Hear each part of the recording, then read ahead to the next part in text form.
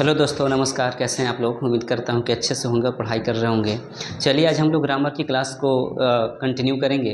अब आज हमारी क्लास जो होने वाली है इस सेंटेंस पर आधारित रहेंगी और इसमें हम लोग बहुत कुछ नया सीखने वाले हैं। तो आइए ना क्लास को स्टार्ट कर लेते हैं। देखिए क्लास क्लास जो है इस सेंटेंस पे होने वाली है। तो पहले सेंटेंस हेडिंग दे लेते हैं। आइए देखिए, सेंटेंस का ऐसे तो हम लोग हिंदी एक मीनिंग जानते ही हैं, इसका मतलब अर्थ होता है।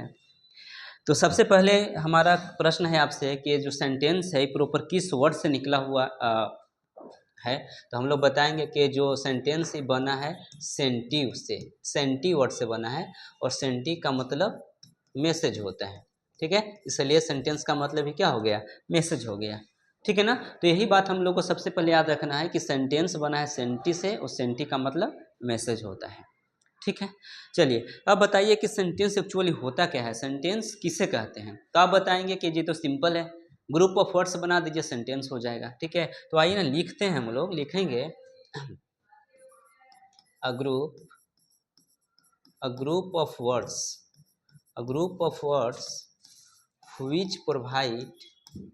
which provide a complete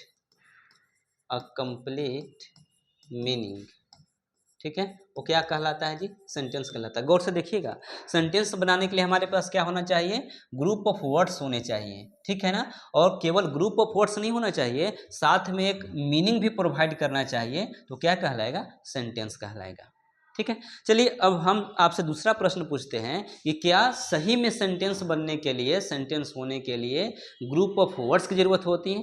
क्या सिंगल वर्ड का सेंटेंस नहीं हो सकता? तो आपका आंसर होगा नहीं जी, ऐसा तो नहीं होना चाहिए, एकदम होना चाहिए। आइए हम बात करते हैं। ठीक है ना, हमारा डिफिनेशन तो यही कह रहा है ना। डिफिनेशन क्या कह रहा है? इस सेंटेंस होने के लिए वर्ड्स का क्या होना चाहिए? ग्रुप होना चाहिए। लेकिन मैं कहता हूं कि ऐसा जरूरी नहीं है, इस बात को हम लोग रटेंगे नहीं। देखिए जैसा हम यहाँ पे एग्जाम्पल लेके आपको बता रहे हैं कि ये दो हमने वर्ड लिखा, गो फुल स्टॉप दिया, रन फुल स्टॉप दिया। तो बताइए ना, क्या ये दोनों सेंटेंस नहीं है? आप बोलेंगे कि ये सेंटेंस कैसे? तो वर्ड है, लेकिन हम कहेंगे कि ये सेंटेंस हैं। ठीक है ना। क्यों? क्योंकि जो गो है ना ये ऑर्डर दे रहा है और रन है भी ऑर्डर दे रहा है, भागने को कह रहा है, आने को कह रहा है कि आ जाओ, भागो, दौड़ो। ये सेंटेंस है। ये कौन सा सेंटेंस है? इसको हम लोग जानते हैं इंपरेटिव सेंटेंस के नाम से, जिसमें सब्जेक्ट क्या होता है? छुपा रहता है, अंडरस्टूड रहता है। ठीक है ना। तो ये भी आपस में क्या है? सेंटेंस है। जैसे मान लीजिए कि रेस लगी हुई है, बहुत सारे लोग लाइन में लगे हुए हैं और उनको एक आदमी कमांड करेगा, बोलेगा भागने के लिए रन। तो जब वो रन बोलेगा ना तब सब लोग भागेंगे। ठीक है, तो ऑर्डर दे रहा है वो। तो इस सेंटेंस के माध्यम से ऑर्डर दे रहा है। तो ये कैसे सेंटेंस कहलाएंगे? इंपरेटिव सेंटेंस कहलाएंगे। बाकी तो हम लोग को इंपरेटिव सेंटेंस में ही पढ़ना होता है। ठीक है, तो मैं कहना चाह रहा हूं कि आप रटनेंगे किसी बात को नहीं, आप लकीर का फकीर नहीं बनेंगे कि सेंटेंस होने के लिए ग्रुप ऑफ वर्ड्स होना चाहिए। सिंगल वर्ड का भी सेंटेंस हो सकता है, जो कि हम यहाँ पे लिखे हैं। बात आ रही है समझ में ना? ठीक है, और ग्रुप ऑफ वर्ड्स के साथ साथ एक कंप्लीट मीनिंग भी प्रोवाइड करनी चाहिए। ठीक है जी। देखिए हम लोग लिखते हैं एक एग्जाम्पल पे, उतारते हैं इसको। Sita today going is to school. तो बोलिए ये सेंटेंस है? तो आप बोलेंगे ये सेंटेंस तो है ही नहीं, इसका तो कुछ मीनिंग अता पता नहीं चल रहा है। ठीक है, अभी व्यवस्थित ढंग से भी नहीं लिखा गया है। तो ये क्या है? ग्रुप ऑफ वर्ड्स नहीं है? तो आप बोलेंगे कि बिल्कुल ग्रुप ऑफ वर्ड्स हैं, ये शब्दों के समूह हैं, लेकिन सेंटेंस नहीं है। क्योंकि सेंटेंस बनने के लिए एक पैटर्न फॉलो करता है, जिसमें सब्जेक्ट वर्ब और आपका अदर वर्ड आता है। ये उस पर आधारित नहीं है। ठीक है ना, इधर उधर करके चीजें लिखी गई हैं, तो ये व्यवस्थित ढंग से नहीं लिखा गया है। तो केवल ग्रुप ऑफ वर्ड्स होना काफी नहीं है, उसको एक अरेंजमेंट भी काम कर रहा होता है। तो ये सेंटेंस नहीं है। ठीक है ना। आइए अगर इसको हम सजा के लिखते हैं फिर से, ठीक है, तो ऐसे लिखा जाएगा कि Sita is going to school today. Sita आज स्कूल जा रही है। इसमें देखिए व्यवस्थित ढंग से लिखा गया है, ग्रामर भी सही है, अरेंजमेंट भी सही है। ठीक है, ग्रुप ऑफ वर्ड्स भी है, एक मीनिंग भी बजाबते दे रहा है, तो इसमें कोई दिक्कत नहीं है। तो क्या ये सेंटेंस है? बोलोगे हाँ जी, ये तो बिल्कुल सेंटेंस है। ठीक है ना। तो तीनों चीज़ समझ पाए आप ना। सेंटेंस होने के लिए ग्रुप ऑफ वर्ड्स होना चाहिए, अब एक मीनिंग भी प्रोवाइड करना चाहिए, ठीक है। और क्या बताएं कि जरूरी नहीं है कि सेंटेंस के लिए हमेशा ग्रुप ऑफ वर्ड्स ही चाहिए, एक वर्ड का भी हमारे पास सेंटेंस हो सकता है। जो कौन सा सेंटेंस होगा? इंपरेटिव सेंटेंस होगा, ठीक है ना। चलिए नेक्स्ट देख लीजिए, आगे बढ़ जाते हैं हम लोग सर और देख लेते हैं। एक सेकेंड आप होल्ड करेंगे।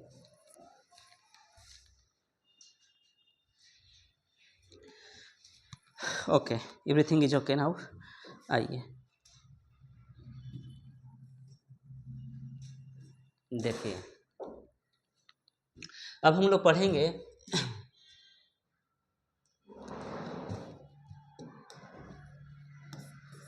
पार्ट्स ऑफ सेंटेंस को पढ़ेंगे, पार्ट्स ऑफ सेंटेंस। चलिए आप ही लोग बताइए, पार्ट्स ऑफ सेंटेंस, सेंटेंस के भाग कितने होते हैं? तो आप बोलेंगे कि सेंटेंस के जो भाग होता है वो दो होता है। कौन कौन होता है सर? एक होता है आपका सब्जेक्ट, एक होता है सब्जेक्ट, और दूसरा क्या होता है? Predicate, predicate. इसका हिंदी देखें तो इसको हम लोग हिंदी में क्या बोलेंगे? इसको हिंदी में आप विधेय बोल सकते हैं, ठीक है ना। अब इसको हिंदी में हम लोग क्या बोलते हैं? इसको कर्ता बोलते हैं, कर्ता, ठीक है। अब बताइए, अब इस सब्जेक्ट और प्रेडिकेट क्या है? इस सेंटेंस के क्या है? पार्ट्स है। ऐसे सेंटेंस को आप ब्रेक कीजिएगा तो दो भागों में टूटेगा, एक सब्जेक्ट और दूसरा प्रेडिकेट में, ठीक है। और प्रेडिकेट में ही सब चीज़ होता है, जैसे वर्ब होगा, एडवर्ब होगा, प्रीपोजिशन होगा, कंजंक्शन होगा, सब चीज़ प्रेडिकेट में ही आपको देखने को मिलेगा, ठीक है ना। अब एक आपका सब्जेक्ट होता है। देखिए सब्जेक्ट का कई ऐसे मीनिंग हो रहा होता है, आप लोग जानते होंगे, ठीक है। क्या क्या जानते हैं? सब्जेक्ट का मतलब कर्ता भी होता है, सब्जेक्ट का मतलब विषय भी होता है, जैसे फिजिक्स केमिस्ट्री ये सब जो आप पढ़ते हैं, और फिर सब्जेक्ट का मतलब प्रजा भी होता है। तो कई अर्थों में यूज हो रहा होता है, लेकिन हम लोग को यहाँ पे ग्रामर में कर्ता के सेंस में पढ़ना है, ठीक है ना। चलिए अब हमारा क्वेश्चन है, आप बताइए कि जो सब्जेक्ट और प्रेडिकेट हुआ सेंटेंस का पार्ट्स, इसमें आपको बताना है कि सब्जेक्ट कहते किसको हैं, सब्जेक्ट किसे कहते हैं, ठीक है। आप बोलेंगे कि इसमें क्या दिक्कत है? सब्जेक्ट मतलब कर्ता होता है, हिंदी मीनिंग, और कर्ता जो काम को करने वाला होता है। मतलब आपका अगर बात यहाँ पे हम लिखने की कोशिश करें तो आप बताइएगा doer of the action, action को जो करने वाला होता है, यानी कि जो काम का परफॉर्मर होता है, जो परफॉर्म कर रहा होता है एक्शन को, वो आपका सब्जेक्ट हो गया। आपके अकॉर्डिंग आप यही कहना चाहेंगे ना, काम करने वाले को कर्ता कहते हैं, डूअर ऑफ द एक्शन, ठीक है। लेकिन हम कहते हैं कि ना जी ऐसे आप नहीं बोलोगे, आधी अधूरी बातें हैं, ठीक है ना। ये कहीं ना कहीं कोई भी व्यक्ति आपको इस चीज़ को गलत कर सकता है। हमेशा काम करने वाला ही करता नहीं होता है, बिना काम करने वाला भी करता होता है। तो इस बात को आपको समझने पड़ेगा। अगर ये वाली डिफिनीशन आप बोलते हैं सब्जेक्ट को लेकर, तो ये आधी अधूरी बातें हैं, ठीक है, जिससे आप गलत भी कर सकते हैं। तो ये पूरा कैसे बोलेंगे? आइए ना पहले एग्जाम्पल से समझते हैं कि गलत हुआ तो कैसे हुआ, ठीक है, क्या वजह रही होगी। तो देखिए समझ लेते हैं हम लोग। जैसे हम यहाँ पे देते हैं कि Ram is playing, Ram is playing the guitar, Ram guitar बजा रहा है। यहाँ पे प्ले का मतलब बजाना है, ठीक है ना। चलिए Ram is playing the guitar, तो बोलिए ना इसमें काम क्या हो रहा है, एक्शन क्या हो रहा है? बजाने का। अब इस एक्शन को परफॉर्म करने वाला कौन है? कौन परफॉर्मर है? इस एक्शन को कौन कर रहा है? तो आप बोलेंगे कि क्या राम कर रहा है, तो राम क्या हुआ? सब्जेक्ट हुआ। क्योंकि आप यहाँ पे बोले हैं कि काम करने वाले को कर्ता कहते हैं, जो काम करता है, एक्शन को जो करता है, ठीक है, वो आपका सब्जेक्ट होता है। तो यहाँ पे एक्शन हो रहा है बजाने का, ये बजाने का काम कौन कर रहा है? राम। तो आपके डिफिनेशन के अनुसार यहाँ पे राम क्या हो गया? सब्जेक्ट हो गया। यहाँ इस वाली एग्जाम्पल में आप सही हो गए, आपका डिफिनेशन यहाँ पे सही हो गया कि काम करने वाले को कर्ता कहते हैं। चूंकि यहाँ पे काम हो रहा था, अब इस काम को करने वाला राम है, तो राम कर्ता हो गया, ठीक है। तो यहाँ पे आप सही हो गए। लेकिन अगर अब यहाँ पे हम अगर आपसे एग्जाम्पल लेके पूछे कि Radha is a teacher, Radha एक शिक्षक है, ठीक है। अब बताइए इसमें सब्जेक्ट कौन है? तो आप बोलेंगे राधा सब्जेक्ट है। लेकिन हम कहेंगे कि आप किस आधार पे बता दीजिए कि राधा सब्जेक्ट है? क्योंकि आप क्या बोले हैं? आप तो बोले हैं कि सब्जेक्ट वही होगा जो काम को करेगा। लेकिन यहाँ काम कहाँ हो रहा है? राधा एक शिक्षिका है, राधा एक शिक्षिका है, मतलब राधा यहाँ पे काम क्या कर रही है? राधा अगर पढ़ाएगी तब एक्शन होगा, लेकिन यहाँ पे तो राधा पढ़ा नहीं रही है ना। इस राधा के प्रोफेशन के बारे में बताया जा रहा है कि राधा क्या है? तो राधा एक शिक्षिका है। तो यहाँ पे तो कोई काम नहीं हो रहा है, लेकिन फिर भी राधा सब्जेक्ट है।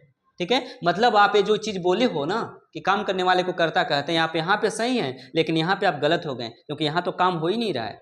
ठीक है, तो राधा को उसके अनुसार तो सब्जेक्ट, इसके अनुसार, इस डिफिनेशन के अनुसार तो राधा को सब्जेक्ट नहीं होना चाहिए था, लेकिन राधा सब्जेक्ट है ना। ठीक है, इस वाक्य का सब्जेक्ट राधा है। ठीक है, तो क्यों राधा है अब हम बताते हैं। देखिए, जो आप यहाँ पे चीज़ों को डिफाइन किए हैं कि डूअर ऑफ द एक्शन, काम करने वाले को कर्ता कहते हैं, एक्चुअली आप गलत बोले तो इसको सही हम कैसे करेंगे, इसको सही करेंगे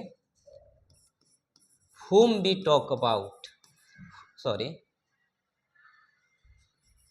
whom we talk अबाउट, जिसके बारे में हम बात करते हैं ना वो सब्जेक्ट होता है। काम को करने वाला सब्जेक्ट नहीं होता है, जिसके बारे में हम बात करते हैं वो सब्जेक्ट होता है। देखिए, इसको आप समझिएगा, एक सेकंड रुकेंगे, देखिए समझिए। तो Ram is playing the guitar, playing the guitar, is playing the guitar, guitar बजा रहा है, ये किसके बारे में बात हो रहा है, राम के बारे में ना, तो राम क्या हुआ, सब्जेक्ट हुआ। यहाँ देखिए, इज अ टीचर, एक शिक्षिका है, किसके बारे में बात हो रहा है, राधा के बारे में ना, तो राधा क्या हो गई, सब्जेक्ट हो गई। तो वो आपको मैं कहना यही बताना चाहता हूँ, ठीक है, कि ये जो आप रट के रखे हो ना कि काम करने वाले को कर्ता कहते हैं, ये बातें आधी अधूरी हैं, आपको पूरा जानना पड़ेगा। क्योंकि आप देखिए, एक जगह सही हो गए, दूसरी जगह गलत हो गए, तो आपको वैसा डिफिनेशन बताना है जो सब जगह आप सही रहें। ठीक है, तो आपको क्या बोलना है, होम वी टॉक अबाउट, जिसके बारे में हम बात करते हैं वो आपका क्या होता है, वो आपका सब्जेक्ट होता है। ये वाली डिफिनेशन आपको बोलना है। Is it clear? मेरे को लगता है कि सब ये बातें सबको क्लियर होंगी। ठीक है ना, आइए हम लोग आगे बढ़ते हैं। आगे कैसे बढ़ेंगे, देखिए कैसे बढ़ते हैं। तो सब्जेक्ट हम लोग क्लियर कर लिए ना, आइए ना प्रेडिकेट को देखते हैं। बताइए प्रेडिकेट क्या होता है, प्रेडिकेट क्या होता है बताएंगे? आप ही लोग से हम पूछना चाहते हैं कि प्रेडिकेट होता क्या चाहिए एक्चुअली, बताइए।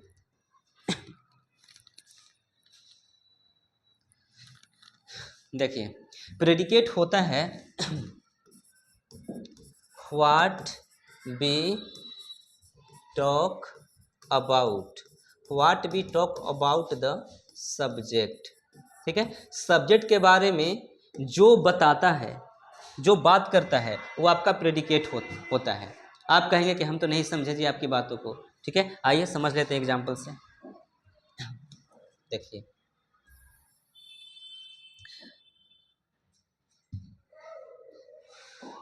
स्पेस बना लेते हैं। देखिए,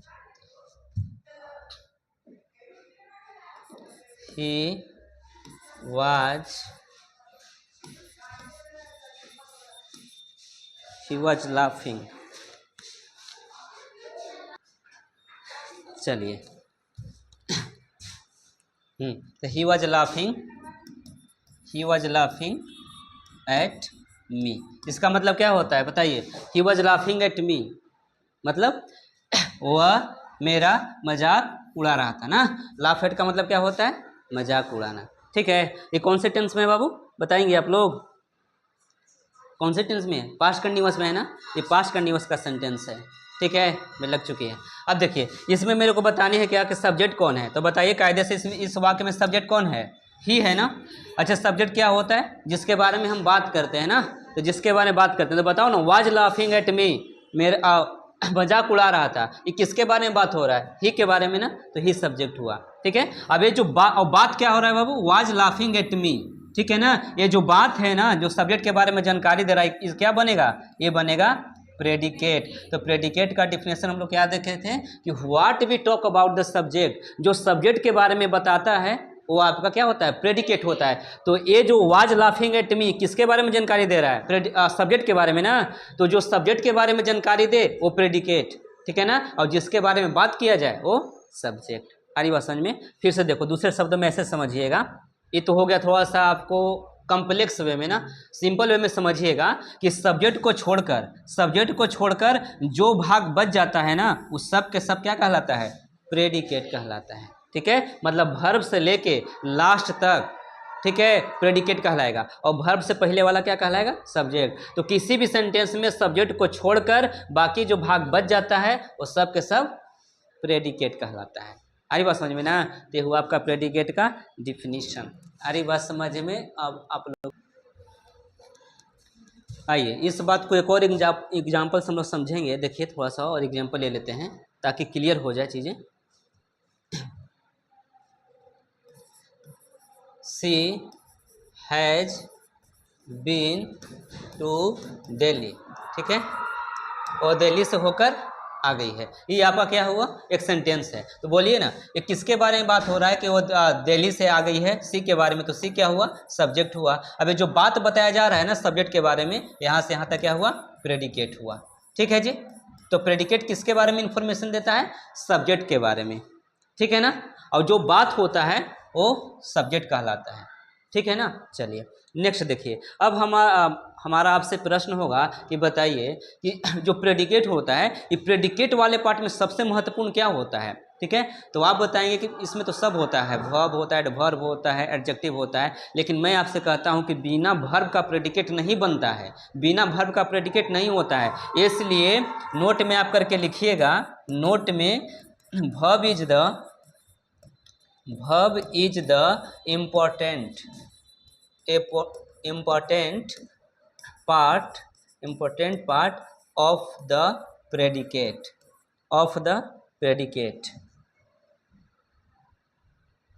प्रेडिकेट। इसका मतलब क्या हुआ, इसका मतलब ये हुआ कि जो वर्ब होता है वो प्रेडिकेट का सबसे महत्वपूर्ण पार्ट होता है, बिना वर्ब का प्रेडिकेट संभव नहीं है। आ रही बात समझ में ना। इसलिए वर्ब जो है इसमें सब होता है, verb adjective, adverb, preposition, conjunction, interjection सब होता है, लेकिन सबसे महत्वपूर्ण वर्ब होता है। बात आ रही समझ में, प्रेडिकेट में सबसे महत्वपूर्ण क्या होता है, वर्ब होता है। आइए ना आगे देख लेते हैं हम लोग इस बात को।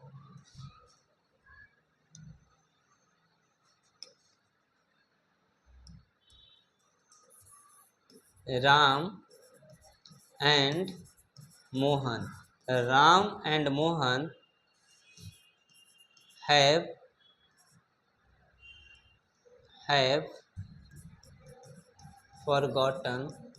forgotten me, ठीक है ना, forgotten me। देखिए लिखा हुआ सेंटेंस, राम एंड मोहन है फॉरगॉटन मी। अब यहाँ पे देखिए दो सब्जेक्ट है हमारे पास, ठीक है, एक है आपका सब्जेक्ट राम, सब्जेक्ट नंबर 1, अब एक है आपका मोहन, ठीक है ना, सब्जेक्ट नंबर 2, ठीक है। अब देखिए जब एक ही सेंटेंस में दो सब्जेक्ट आ जाए ना, तो उस पूरे सब्जेक्ट को हम लोग क्या बोलते हैं जी मतलब ये कंपाउंड हो जाता है, ठीक है ना, तो इसको बोलेंगे हम लोग कंपाउंड सब्जेक्ट, ठीक है। जब एक सेंटेंस में एक से ज़्यादा अगर आ जाता है सब्जेक्ट तो बोलते हैं कंपाउंड सब्जेक्ट। लेकिन यहाँ पे बोलिए तो प्रेडिकेट कंपाउंड है, ये दो प्रेडिकेट है नहीं, इसमें आपका एक ही प्रेडिकेट है, ये दो सब्जेक्ट हैं। अब इसके रिगार्डिंग एक ही बात कहा जा रहा है, दो व्यक्ति को मिलाकर एक बात कही जा रही है, ठीक है, कि दोनों हमें बोल चुके हैं। तो यहाँ से यहाँ तक क्या हो जाएगा, यहाँ से यहाँ तक आपका प्रेडिकेट हो जाएगा। ये सिंपल प्रेडिकेट है, दो प्रेडिकेट नहीं है, ठीक है ना। चलिए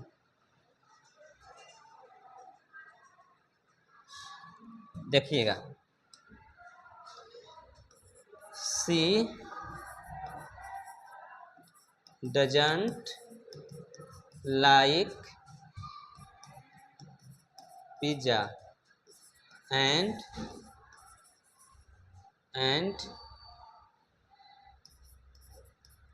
इट्स सॉरी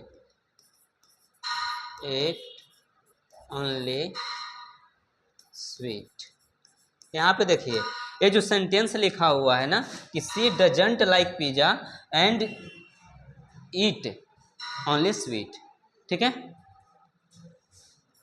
ओनली स्वीट्स। अब देखिए यहाँ पे सब्जेक्ट कितना है, सब्जेक्ट आपका सिंपल सब्जेक्ट है ना, एक ही सब्जेक्ट है, ठीक है, सब्जेक्ट है। लेकिन ये वाली जो सी है सब्जेक्ट है, इसके अनुसार इसके रिगार्डिंग दो बातें कही गई हैं कि वह पिज़्ज़ा पसंद नहीं करती है, ठीक है, और केवल मिठाई क्या करती है, मिठाइयाँ खाती हैं। तो इसके रिगार्डिंग दो बातें कि एक पिज़्ज़ा पसंद नहीं करती हैं और दूसरा केवल मिठाइयाँ खाती हैं, ठीक है। तो आप इसमें देखिएगा कि दो वर्ब है, एक लाइक है, एक ईट है, ये दो प्रेडिकेट की बात हुई है ना। तो आप यहाँ से लेकर यहाँ तक, ठीक है, ये बोलेंगे, क्या बोलेंगे, इसको बोलेंगे कंपाउंड प्रेडिकेट। एक सब्जेक्ट को लेकर दो बातें कही गई हैं तो क्या बन गया, कंपाउंड प्रेडिकेट। तो जब एक से ज़्यादा प्रेडिकेट आ जाता है सेंटेंस में तो उसको बोलते हैं हम लोग कंपाउंड प्रेडिकेट। तो ये जो ओवरऑल हमने अभी तक पढ़ा, ठीक है, इस सेंटेंस के पार्ट के बारे में स्टडी किया। इस सेंटेंस के कितने पार्ट्स होते हैं, तो बोलेंगे दो, फर्स्ट वन सब्जेक्ट और दूसरा प्रेडिकेट। सब्जेक्ट जिसके बारे में बात होता है वो सब्जेक्ट होता है, और प्रेडिकेट जो सब्जेक्ट के बारे में इंफॉर्मेशन दे रहा होता है वो आपका प्रेडिकेट होता है, ठीक है। जिसमें हम लोग सिंपल प्रेडिकेट को समझे, कंपाउंड प्रेडिकेट को समझे, और सब्जेक्ट में भी कंपाउंड सब्जेक्ट को, सिंपल सब्जेक्ट को समझे। बात आ रही समझ में ना? ठीक, देखिए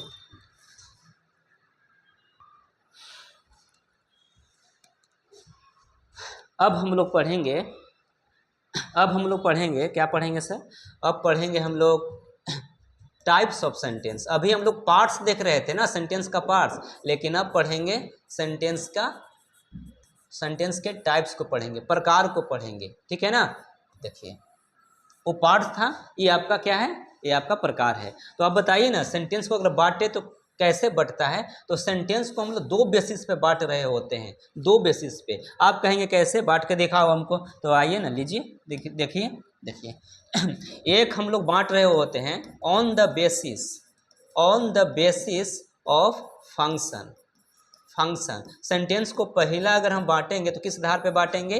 कार्य के आधार पे, ठीक है ना। तो हम लोग लिख भी लेंगे, क्या लिख लेंगे? कार्य के आधार पर, ठीक है जी। और कार्य के आधार पर सेंटेंस कितने होते हैं? कार्य के आधार पर सेंटेंस 5 होते हैं, 5 होते हैं। दूसरा अगर हम लोग बांटें, ठीक है, तो इसको बांट सकते हैं ऑन द बेसिस